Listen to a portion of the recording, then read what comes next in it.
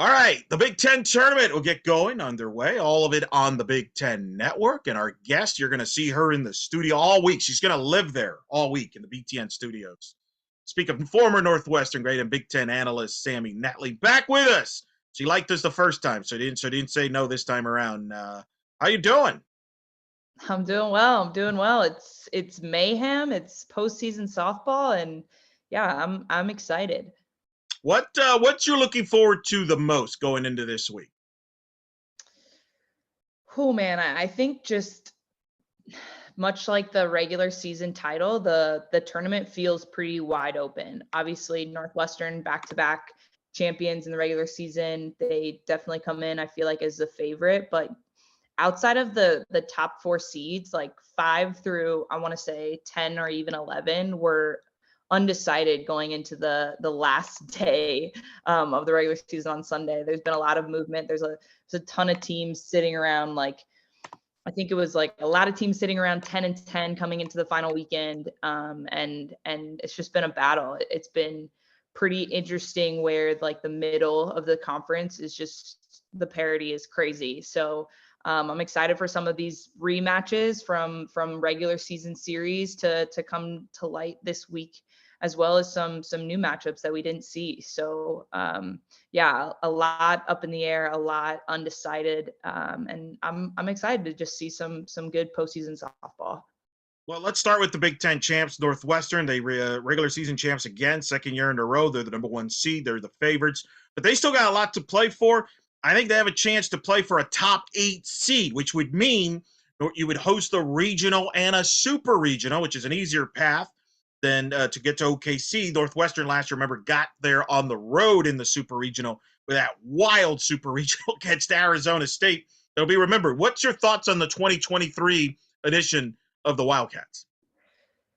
Yeah, I made a pretty bold prediction a couple weeks ago that I think this team might even be better than the 2022 team, and it raised a lot of question marks. I feel like just knowing the departure of Rachel Lewis, and I want to say no one has to tell me how good Rachel Lewis is. I'm the president of that fan club, but I do think this 2023 Northwestern team is just a lot more balanced than we saw last year.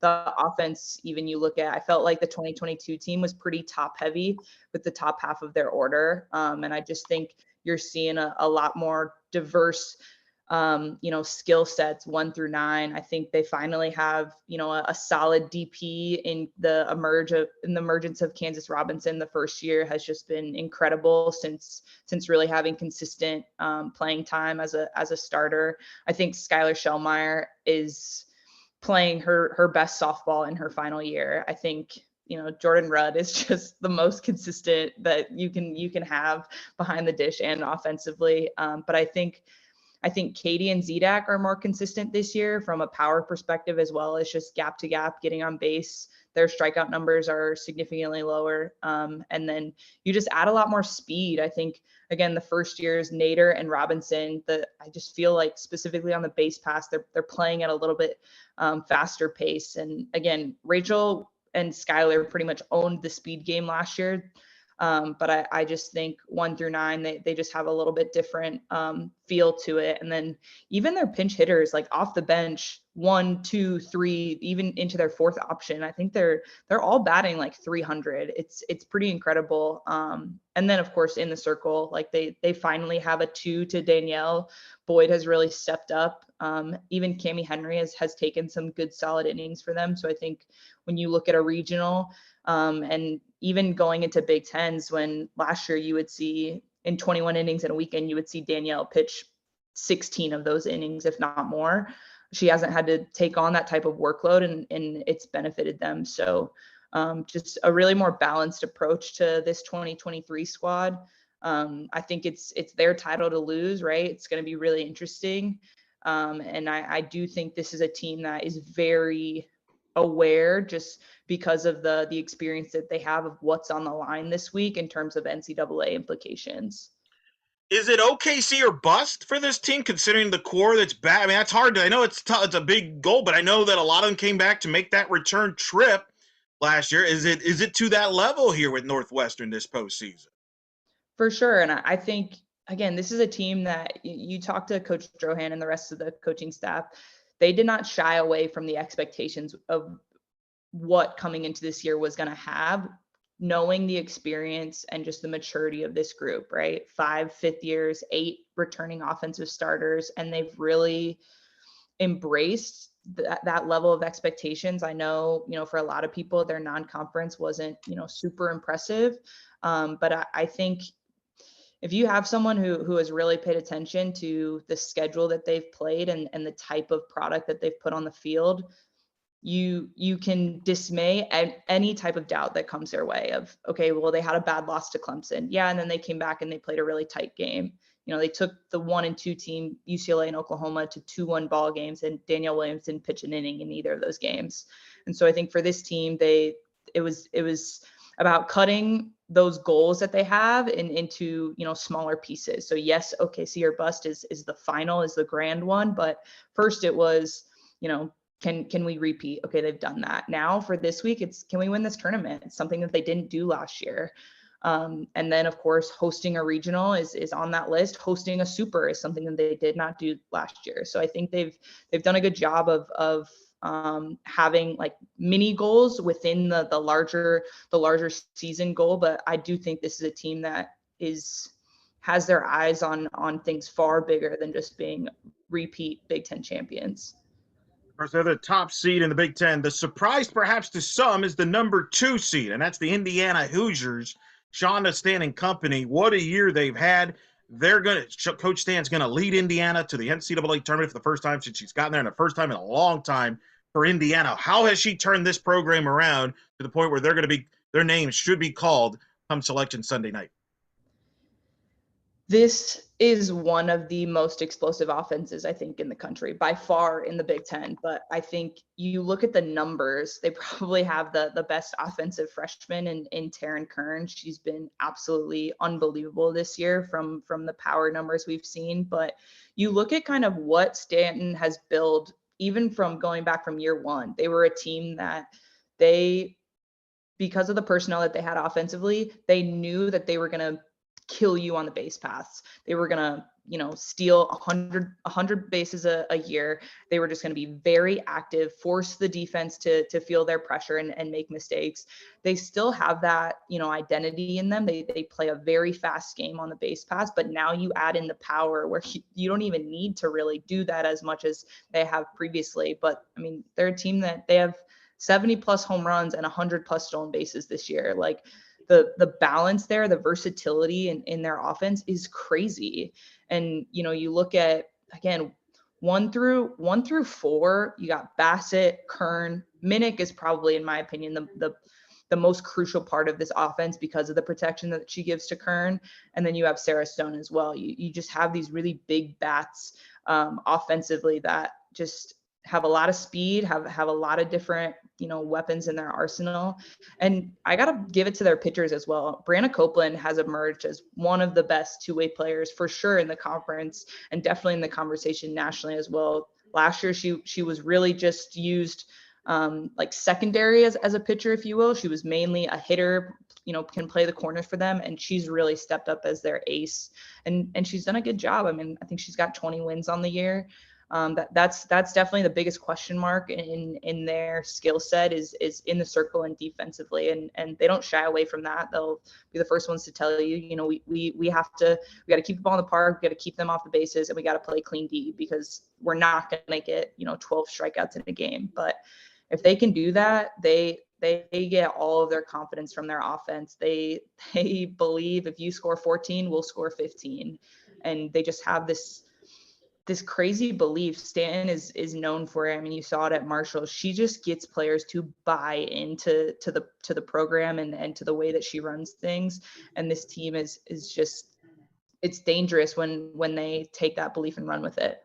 Yeah, there's amazing year. It's going to be cool for her. I've known her since she was at Marshall, and to go to Indiana, and she saw this vision, and it's worked out, and it's amazing turnarounds. I saw them in Clearwater when they went winless. And it was a rough weekend for them. I think they'd be the first to tell you, but they made them tougher, and it's grown from that. And here they are. They're probably going to be a 2 seed somewhere, maybe Knoxville, Tennessee, perhaps. and they could be a dangerous team for somebody in the bracket, as is going to be Minnesota, the 3 seed, who got off to a bit of a slow start this year, but they've been on fire recently. Give me your thoughts on Coach Ritter and the Gophers. I think this is the hottest team in the Big Ten right now. And I've said it for the past couple of weeks. I think they have the best pitcher in the Big Ten right now. Pease has been lights out. I think the Minnesota SID put out a stat that I think in her last like 58 innings, she's allowed 1 earned run. Like it's been incredible. And I agree with you. They came in, I thought they had a strong non-conference showing. They a lot of their losses were to ranked teams at the time. I thought the Northwestern series hurt them. I think going on the road, they did not have their best stuff. Pease in particular did not pitch her best stuff. They stumbled a little bit in the next series. I think they dropped a game to Penn State at home, which is not something that they do often. They love playing at home, but they have really turned it on. I mean, they were the first ones to really dethrone Indiana in their 23-game win streak. They just came off of a sweep of Michigan, which I know Michigan isn't playing super hot, but that is a big sweep at home. And yeah, I think this is a team that I'm glad to I've seen them in a couple more national polls the past couple of weeks, because I do think they are one of the top 25 teams in the country right now. Pease just gives them a lot of confidence in the circle, but they've got some big bats there too. I mean, Chavez, I think, has really stepped up as an elite table setter at the top of their lineup. And then you go, Oakland is if it weren't for Taryn Kern, Oakland would be Big Ten Freshman of the Year. You still have Den Hartog, and then Kraft is Minnesota won the transfer portal in the offseason in the Big Ten. Kraft is by far the biggest pickup. She has been unbelievable in the middle of that lineup to add some protection to Den Hartog. And yeah, this is a dangerous team. They're going to play fundamental defense. They're gonna get the big hits. And if Pease continues to pitch the way that she is currently, they got a real shot to run away with the Big Ten tournament. Could be a dangerous team too in the NCAA tournament as well. Somebody's going to get them as a 2 seed more than likely elsewhere there. And then you got the 4 seed Nebraska. The top 4 seeds in the Big Ten tournament get a bye. Get a bye out of the first round. Nebraska got that 4th and final hosting spot. What's been your thoughts on the Cornhuskers? They had that incredible year last year. They won the Big Ten tournament in dramatic fashion, beating Michigan in extra innings, got back to the NCAA tournament. What's your thoughts on the Cornhuskers? I think coming into the Northwestern series, they were really starting to peak a little bit. They were really playing well defensively in the circle. They have, outside of Indiana, I think one of the more explosive offenses in the conference. The Andrews sisters have been incredible for them.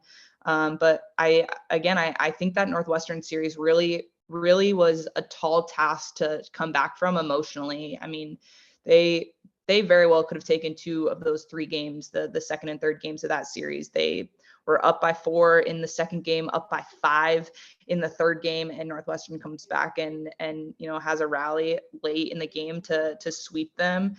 And I just haven't seen them bounce back, specifically in the circle. Wallace, I think it was a tough weekend for her against Northwestern. They come back at home. They split the first 2 games against the Buckeyes and then, just can't come away with the series win. So I think this is a team that they have a lot of potential. Again, their offense is very dangerous at times, but I think they need to get things rolling in the right direction again, specifically in the circle. Wallace has been such a workhorse for them. I mean, her innings at one point were like top 5 in the country. It's been crazy, the workload that she's taken on. But I'll credit Harness. I think she has stepped up, specifically in the Northwestern series. I thought, she may have been pulled just a little bit too soon at times, but Wallace is the one who has their confidence, right? She's their 5th year. She's their ace. I think she's got good stuff, and it's just about, can she, get in the right mindset again here for the postseason. Nebraska is the 4 seed. They will play on May 11th, primetime on BTN, against the winner of the 5-12 match between Wisconsin and Illinois. That'll be on May 10th, 7 p.m. Central. Fascinating matchup. The Badgers, who for a while looked like they were an NCAA tournament team themselves, and then they had a a rough patch, including a split of a doubleheader with St. Thomas, which was stunning at home, hit the skids a little bit. And they'll take on an Illinois team. I mean, Tyra Perry, Laura Trout, we're not used to seeing Illinois this down in the league.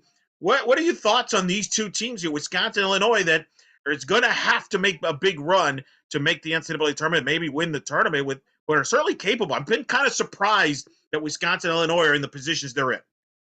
Yeah, I agree. I'll start with Illinois. I think they're a team who historically has just lived and died by the arms in the circle. I mean, Sickles last year was crazy good, got them to be a top 4 seed in the conference, and we've seen her struggle this year. And I think they haven't quite found their identity on the offensive side of the ball. You see streaks of brilliance, but then I don't know. I agree with you. I think that their conference play was a little disappointing. I mean, even starting, they open up conference, get swept by Rutgers at home. Like, that is tough. And granted, I think Rutgers is one of the best turnaround stories in the conference this year, but I think they just expected a little bit more from their pitching staff. They're pretty deep.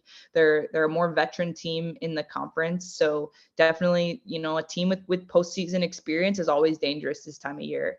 But I think Wisconsin, probably more so than any other team in the conference right now, has the record that is most disproportional to the actual product that they have in their dugout, specifically in the circle. I think Maddie Schwartz is the most underrated pitcher in the Big Ten Conference. She's just been so solid these past 2 years for the Badgers. And I think they're an offense that can really get going and surprise people. They played around. They pick up Keller, the big NIU transfer in the offseason. I think she was a big pickup to add to Conway in the top of that lineup. And they really kind of played around with how do they want that duo to play out. At first, Keller was in the 2, Conway was in the 3. Then Conway was leading off, which we've seen her do in the past couple of years, and Keller was in the 2.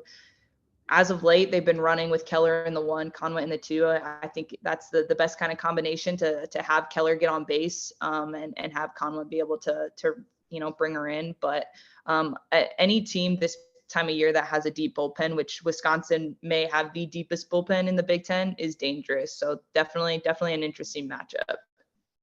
I'm curious there with Schwartz and company. Can they make a run there in that draw in Illinois? It's kind of wild. Those two teams were NCAA tournament teams a year ago, and we could have the possibility, unless one of them makes a run, that they may not. But that's a fascinating matchup, as is the 8-9 matchup. All these games will take place on Wednesday, May 10th. Those of you watching on our YouTube channel are seeing the brackets. Iowa and Maryland. Maryland, the 8, Iowa, the 9. That's a 4:30 Central there. The winner gets Northwestern the following day. But two kind of fascinating stories. Mark Montgomery turning Maryland's program around. They were ranked in the top 25 at one point earlier this year. They had wins over Oregon and Oklahoma State. They've had some rough patches in the conference, but have started to kind of pick things up a little bit. They're coming off a big sweep series win this past week. And then Iowa, who was finished last year in the Big Ten. Coach Gillespie has big improvements there. Andy Gardner, their new pitching coach, Brian Levin, their staff, much improvement with their arms. Two unique teams here that certainly have got a lot of headed in the positive direction from a program standpoint and hoping to make some noise here in this tournament. Yeah, I agree with you. Maryland coming in, Maryland came into non-conference at the top of the conference standings by their non-conference winning percentage, right? It's crazy. And I think they're a perfect example of just, we've seen so many Big Ten teams just beat up on one another, beat one team, but lose to a different team that beat the team that they just beat. Like, it's been crazy. And I think Maryland, they came in and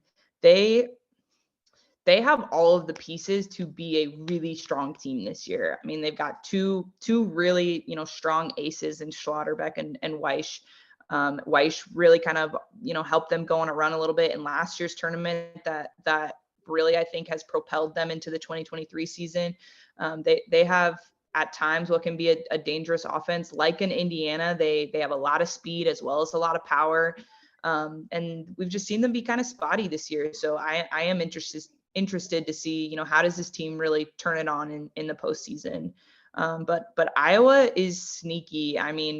You talk about a team that has historically, honestly, been one that has been circled as a easier win in conference. They have been so competitive this year. And, even at times, I don't think their win-loss record in conference has, really illustrated the type of games that they've played in. I mean, they were early on the first team to beat Northwestern in conference at home. I agree with you. I think in the circle, Bree Vasquez can be really, really tough at times.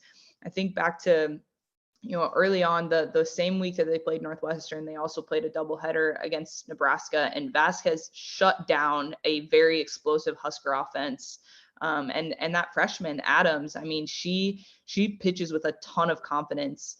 I think, their biggest thing is on the defensive side of things. Sometimes games can get away from them a little bit with some defensive miscues. They're still a young team, but they have what I like to call the Big Ten's best kept secret in Nia Carter. I mean, she has just been unreal this year, the numbers that she's put up. So definitely a team that can be dangerous, and a team they're just kind of annoying to play, because they sneak up on you with the type of talent that they have in there. I think if they can get things going offensively, they have the arms. They've got, I want to say 9 pitchers on staff or something crazy. So they do have the arms if they can make a deep run, but definitely going to be, it's going to be tough to get through Maryland.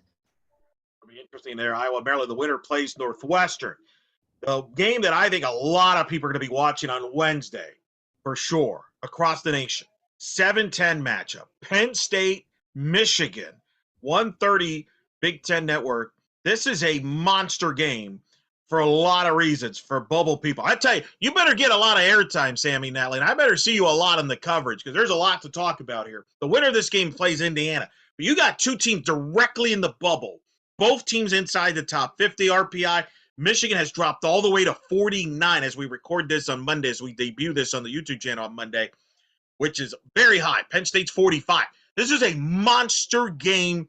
The winner takes a step perhaps closer to the NCAA tournament. The loser has a very long week ahead of them between Wednesday and Sunday night selection. So this is a dynamic matchup. Let's first start with Penn State, because Clarissa Crowell has done a heck of a job turning this program around. How has she done it? I am obsessed with Coach Crowell. I've said it for the past couple of years. I think, similar to a Coach Stanton, even when she didn't have all of her recruits in the doors there at Penn State, she just has cultivated a culture that has shifted the mentality to, here we go again, of being, a team in the bottom third of the conference, to no, we can compete. We can go toe to toe with the Michigans of the conference and the Northwesterns and the Indianas, et cetera. And belief is a very powerful thing, especially this time of year. And now you're seeing her, get some good talent in there. I mean, Bailey Parshall was a 3rd-team All-American last year in the circle, right? Like she's got a lot of arms in that bullpen, and offensively, I think, she's going about it the right way. They're not going to put up crazy power numbers, but they play really fundamental softball on, sacrifice them over, ground ball up the middle, and we've got a run on the board. So they've got some dangerous bats in that lineup. Maddock has been crazy good at the top of the order. So yeah, I think it's a team that it's just been really fun to see the transformation and the evolution the past couple of years. Honestly, I even expected them coming in to finish even higher than they have at the 7 seed. But I go back to the very first year I had the opportunity to speak with Coach Crowell, and they had won 6 games at this point. It was like going into the last weekend of the season, 2021. And, I asked her, what are your goals? What is your vision for this program? And she flat out said, our goal is to win a Big Ten championship, right? There was no, our goal is to, continue to get better and to make it to the postseason for a team that hasn't been there in the past couple of years. It was flat out, no hesitation, we're going to win a Big Ten championship. And I think the more that you can get recruits in there that will truly buy into building Penn State as a name brand in the Big Ten softball community, that's huge. I think, she did it at Miami of Ohio. She had a ton of success there. I think I read they have their, their first back-to-back 30-win season since like '06 or something crazy. And so even, to people outside of the Big Ten that may look at Penn State and their record and just being a 7 seed in conference, like this is a program that has had significant improvements over the past couple of years. And she's only been there. 2021 was her first year, right? Last year they obviously, were had a significant improvement from her first year. And I think the more that we're going to see her recruits in the door, the more you're just going to continue to see Penn State compete in the Big Ten.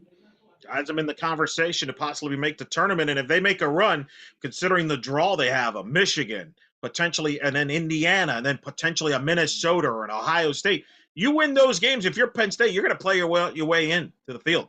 So the draw is there from that standpoint to help their resume. That they're going to take on a Michigan team, which is just very strange to see with a 10 on it. It's not a ranking; it's a seed. It's just surprising. I just spoke to Kenzie Fowler on our Monday podcast, morning podcast there, Sammy. Arizona's on the bubble. They haven't missed a tournament since '86. Now we're having the similar conversation with Michigan. They're on the bubble. They've had a rough stretch, got swept by Minnesota, got swept by Indiana prior to that in conference play. They've had a couple of midweek wins in between all that, but they've hit the skids. This was a team like a month ago. They were kind of like, hey, they could be flirting with a team that could maybe host. Bonnie Toll, I saw them in Clearwater. A young team was playing well. What have you seen from them here during this kind of struggle here that's put them on a unique spot where it's almost a must win for them come Wednesday just to feel better about your chances come Selection Sunday? Yeah, I think, similar to a Nebraska, I think the series with Northwestern just has really derailed them. Another series, they lose a close one on Friday. They come out and just absolutely romp the Wildcats like 15-0 or something. Durkowski, one hit the Wildcats on Saturday, and then they played a really tough game again on Sunday, a very close one with Northwestern, and a series that they felt they could have won. And then you just kind of see the wheels come off a little bit. They get swept by Indiana at home, which historically, and it still is, right? It's a program isn't defined by just a single year, but Michigan, outside of maybe Minnesota, is one of, if not the hardest places to play in the Big Ten, just because of the atmosphere that they cultivate there. But yeah, it's been interesting. I think they're a team that definitely relies heavily on their arms in the circle. I think Lauren Durkowski is a top 3 pitcher in the Big Ten, if not better. And she's only a sophomore, right? We've seen her just step up after losing some arms in the transfer portal for them and really emerge as their next great ace, right? It's Coach Brundage is no, she's not unfamiliar with developing some great, All-American type arms in that program. But I think it's, for being a younger team, it's just having confidence, specifically on the offensive side of the ball. I think, they played Minnesota really tough. And I think specifically, and I want to say it was a second game. Was it the second game or was it the Sunday game? No, it was the Sunday game. They were down whatever, one of the games, they were down like 10-1 to Minnesota, and then you turn around. That was the Saturday game, the Wild game, 13-10 game, yeah. And even just that, I think, shows a lot, right? They didn't fold, they didn't tower away from it, and they came back and competed. And I know they didn't end up pulling out the win, but that's huge for a team that is trying to get their momentum and their confidence going in the right direction again. I think they should have all the confidence in the world in Durkowski. Again, I think she is a stud. And for a team that is in a very different position, right, with their backs against the wall, with trying to prove that they deserve to play and to be in the field of 64, I think this is a big week, and it's going to be for a younger team about how do you respond? How do you step up to that pressure and handle your emotions and really flip the script, right?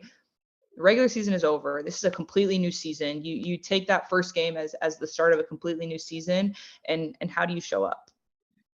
It's fascinating drama there. Michigan, Penn State on Wednesday there. Like I said, I have Michigan in the field, but they probably would feel a lot better if they beat Penn State and probably win another game just to feel safe, right? Because you've been there as a player. You just don't know. That's the uncertainty. It is rough for people that have never experienced it. even if you feel good about your resume, it's still very uncomfortable on that selection Sunday until you see your name show up on that bracket. It's a stressful, nervous time for players and coaches. Yeah, it is. And you never want your fate to be in the hands of anyone else, right? And I was on the receiving end of that many times. You walk into selection Sunday and every team is watching it, right? You have some type of team get together to watch it together, to learn your fate together. And yeah, it is stressful. You almost want to be, no one wants to get sent to the 1 seed, but you almost want to, just to get the anticipation over with and to be able to switch your mind to, okay, we're safe, we made it, and now let's refocus and go to business. I feel for the teams that get sent to the 16 seed. I've been there. We were sent to the 15 seed my freshman year, and that is a long 30 minutes to be Oh, waiting. that's a great point. It's a It great point. is it again, and then you're excited because you're like, hey, 15, we can go on a run here. But it's brutal. And so yeah, you never want to be in a position where you don't feel like your fate is sealed. And you want to do everything you can to take the doubt away from the selection committee, and just feel good about either going into that selection show. Where are we going? Who are we going to visit, and who are we going to go to try to upset, or sitting back and being like, hey, who's coming to us, right? Who are we hosting this week? No, you're right. It's a great point too, because the way they release the brackets, it's the top seed, the 2 seed, the 3 national seed, the 4 national, all the way to 15, 16. And for a lot of the Big Ten schools in particular, it's not like some other schools where you kind of like figure out, well, with the 400-mile radius, we're probably going to go here. So let's look at this particular, when this team pops up. You're on edge from the first bracket on, because you have no idea. You could go anywhere, um, and it's just it could be deflating if you don't get in, and yet exuberant. It's just a wild of emotions, and that's why you always want to take care of business, whether it be and win the Big Ten tournament, get the automatic bid. You don't have to worry about it. You can just enjoy yourself and watch the show. Uh, Yeah. it, And it, it incredible.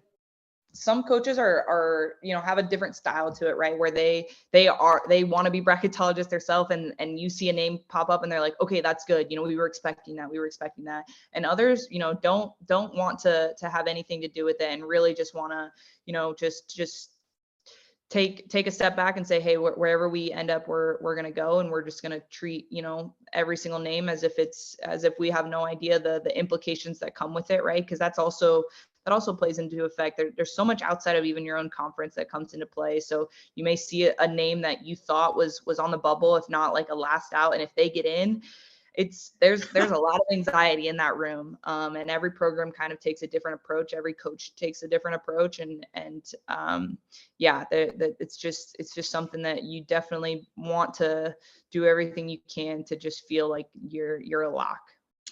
You're bringing back some memories now. I mean, I'm getting stressed out, and I'm the so I got to be on the air during Selection Sunday usually to break this down. Another matchup, bubble matchup. Ohio State. Speaking of which, big series win against Nebraska this weekend. Huge for the Buckeyes. They're right in that bubble mix. I have them in, but they're like, again, right like Michigan, right in the mix against a Rutgers team. I saw Kristen Butler up close this year in person. They're much improved. They have a lot of arms, a lot of speed. They like to attack you at speed offensively. This is a fascinating matchup here, a toss-up game that, again, a big game for Ohio State. Rutgers has to win the Big Ten tournament to get into the NCAA, but for Ohio State, it's a must-win. Otherwise, they're going to be sweating it out. This is a fascinating matchup of style here. Yeah, it is. Two, very explosive offenses. You said it. Rutgers, very similar to an Indiana or a Maryland. They like to put pressure on the base pass. They read angle down on every single ball in the dirt. They're pushing the extra 60 feet anywhere they can. And so for me, this matchup comes down to, can whoever's in the circle, get the job done. I think Smith for Ohio State has been really solid in her first year as the legitimate ace. She has a ton of strikeout, potential in her, but we have seen her be a little spotty at times. But this is a tough matchup. This, I have to imagine, is going to be a pretty high scoring game. And, you look at a Rutgers team similar to an Iowa, and you think about, they weren't in last year's tournament, right? So going back through the years, okay, they weren't in the 2022 tournament. There was no tournament in 2021. There was no tournament in 2020. This is a roster that has a single player, one player that was on their team in 2019 when the last time they played in the Big Ten tournament. So this is a roster that is young, a lot of fresh faces that haven't really been in that postseason atmosphere.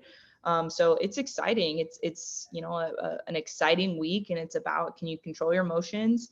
This is a Rutgers team that gets the benefit of, hey, we've played in Champaign, right? We opened up conference on the road in Champaign and took a sweep. So that's also something that you look for any advantage when you're prepping for a week of can we find similarities to make this feel just like another week, right? So we can go and keep our focus on what's happening between the lines, and like you said, try to make a run to get into the field of 64. So I'm excited to see this high powered game.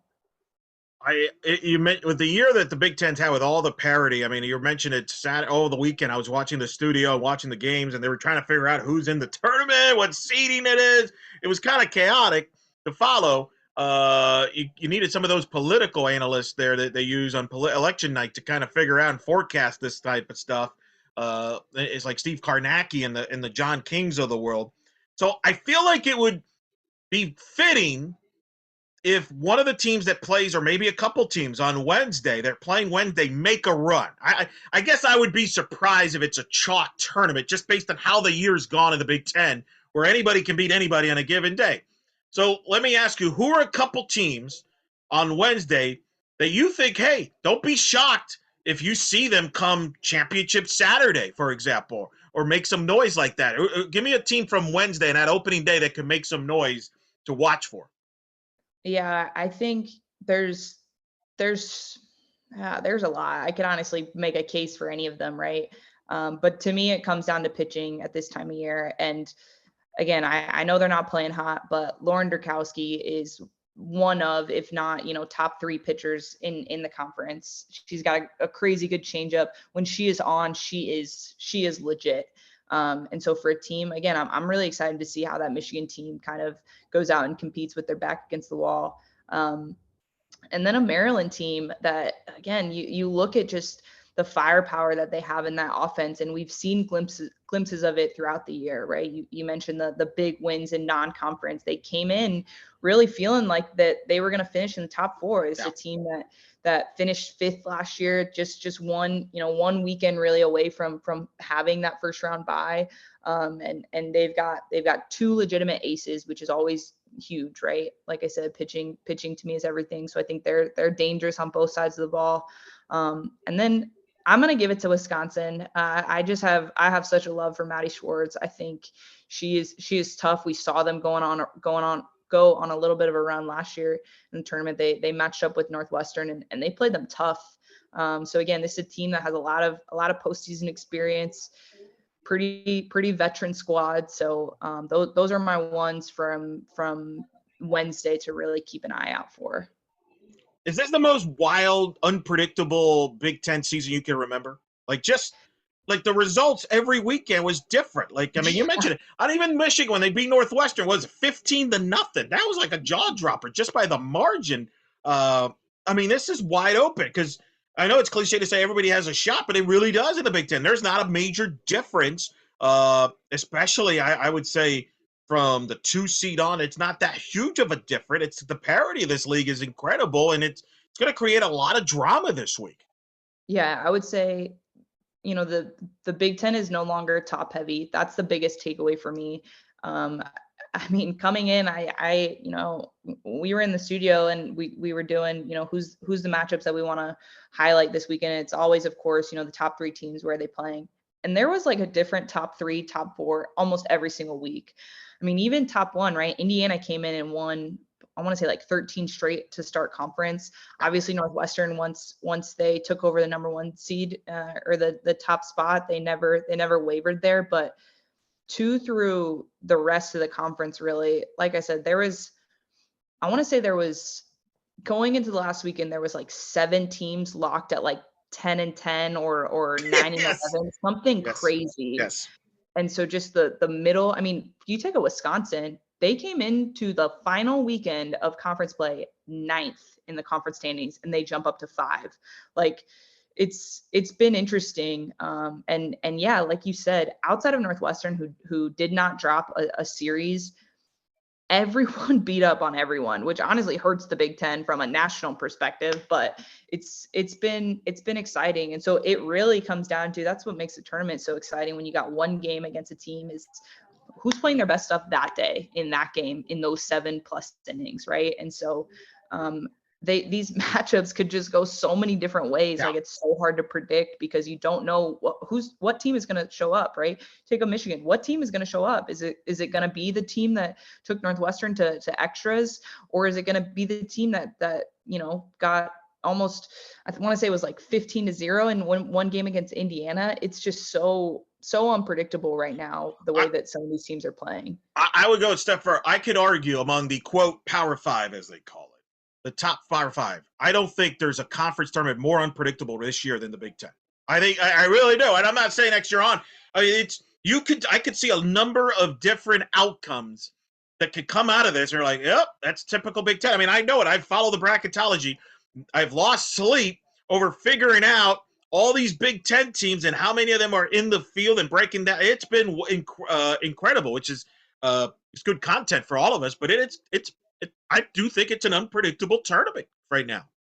It is. I think, again, when you even ask me, like, who are the spoilers, right? Who are the bracket busters? Yeah. You could make a case for every single one of these teams right now. There is not a single one that has not taken a serious big win that was notable in conference play. So yeah, it's exciting. I think we've got a lot of teams that are seemingly playing in different directions, right? You got a Minnesota who is red hot.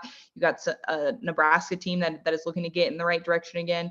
And again, they're so tough, and there's so much parity. There's so many evenly matched series that we've had this year. So I think, even for Northwestern as the 1 seed, it's definitely not a lockup for me that the Wildcats are potentially even going to make it to the championship Saturday. So it's exciting. That's what you want. Right. Case in point, last year they got knocked off by Michigan in that dramatic semifinal game up in East Lansing, and it ended up being a Nebraska-Michigan final. I agree. It would not shock me if something like that happened on that. Couple last quick things, and we'll let you go because you're going to be in the studio the rest of the week, literally.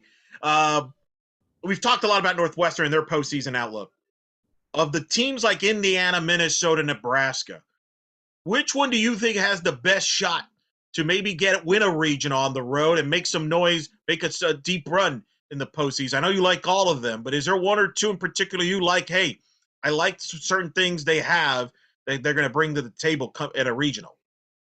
Yeah, it's definitely Minnesota or Indiana for me right now. I think, again, Indiana's offense, you cannot take lightly. They are just so relentless on the base pass. They can score runs in a ton of different ways, right? They've got, like, I want to say, like, 5 kids with 7+ home runs. They have like 5 with 30+ RBIs. Like, it's crazy the power that they have in that lineup. But then again, 100 stolen bases on the year, like, oof. It's ruthless. They put so much pressure, depending on how the game is going. If they need to play small ball, they can play small ball. If they need to, get creative on the base pass, they can do that. Or they can sit back and just, pound the ball over the fence. So yeah, they're a team that I think, just from the offensive power that they bring, can be very dangerous. And then again, I've been riding this Gopher high for so long the past couple of weeks. I think Autumn Pease, when she is on, she is very tough. She has, behind Daniel Williams, the best changeup in the conference. And when you have a good off speed and you know how to use it, you know how to sequence it, you are tough to any offensive lineup. It's going to be remembered. And the last, Gwen, this week, for all these teams, what is a couple keys to be successful this week in the Big Ten tournament? If this team does blank, you're going to be successful up in Illinois this week in the Big Ten tournament. What is that? I think in the circle, you have to limit the free passes. It's something that has come back to bite a lot of teams when you look at kind of the games that Northwestern has taken advantage of from a Minnesota, from a Nebraska, from even a Michigan. It's these offenses are just so ruthless when you give up a free 60 feet in whatever capacity, right? A walk, a hit by pitch, a wild pitch, whatever it is, they make you pay for it in the next batter or the next couple of batters. So to me, the team that can limit the amount of free passes and play clean D has a legitimate shot, because there are a lot of very powerful offenses that when things get going, and we all know hitting is contagious. If some of these offenses are firing all cylinders 1 through 9, they are tough to go through. You could make a case for every single one of them. So for me, it's going to be in the circle. And historically, I've said, the more arms you have in the bullpen, the greater your shot is. But when you got an arm like an Autumn Pease or a Lauren Drakowski or, a Danielle Williams or even a Boyd, right? And I'm going to throw Wallace in there as well for Nebraska, because she does have that potential, even though we haven't seen it the past couple of weeks. It's tough. And when you only have to face a game, one day, single elimination, it's a very different feel than a 3-game series. So again, I'm excited to see some of these rematches that we saw in the regular season. And I'm also really looking forward to hopefully some matchups that we haven't seen yet in 2023. That's Sammy Nettling. You're going to see her all week in the studios there on Big Ten Network, part of all the coverage of the Big Ten tournament. Every game will be on BTN. Tell the audience what they can expect on the coverage. Yeah, so we got all 4 games. What is it? Wednesday, Thursday, both semifinals on Friday, and then championship game on Saturday. We're doing game breaks in between games 3 and 4. Wednesday, Thursday, game break between the 2 semifinals, and then the wrap-up show after the championship game. So we got 2 great crews out there, Sloan Martin and Elise Menaker, our one play-by-play analyst duo, and then Lisa Byington and Jenny Ritter. As well. So yeah, a lot of great content coming out of Champaign. I know. Full story on Elise. I called one of her games when her Cornell team played UCF in Orlando. So if you talk to her, you cannot bring that up. I still haven't got her on the pod. Of course, she's so busy doing all the stuff she's doing. But I actually remember her calling in 2010. Cornell played UCF, a really good Cornell team too. It was kind of wild. It actually beat UCF, I think, split a doubleheader. And then obviously Jenny, we friends with Jenny. She's the best there. And Lisa Byington's fantastic. It's a great crew. You're going to be in the studio. What are you? That's a lot of hours you're going to be in the studio. Yeah, I'm taking time off work. This is my favorite week. Take time off work, go to the studio, get there for the 11 a.m. game. Just have the Big Ten games on, have all the other conference games on, and just really, for a softball fan, this is just such a fun week, right? Going into, it reminds me of, it's the start of mayhem, right? It's the start of the regional where you just have the regional weekend where you just have softball on every single channel, and how many TVs can I get up? How many streaming services can I have to watch all these games? So yeah, this is a fun one, I think, especially in a year, nationally, that there's so much parity. You look at so many, great mid-major teams that are gunning for a spot in the field of 64. The Power 5 conference matchups are going to be exciting. Obviously, the inaugural, Pac-12 tournament is huge. So just a lot of great softball content. It's a great time to be a softball fan. Great time, and I look forward to seeing you in the studio throughout the week. There is when I flip over to BTN and watch the Big Ten tournament, which should be a dramatic tournament. So many plot lines that we've covered here on this show, and plenty more. It's definitely a tournament that a lot of people are going to keep their eyes on throughout the week and how things that play out. And Sammy, always a pleasure to talk to you.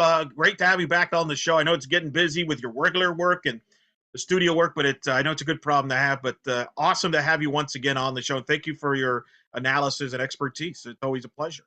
Of course. Thank you, Eric. Appreciate you having me.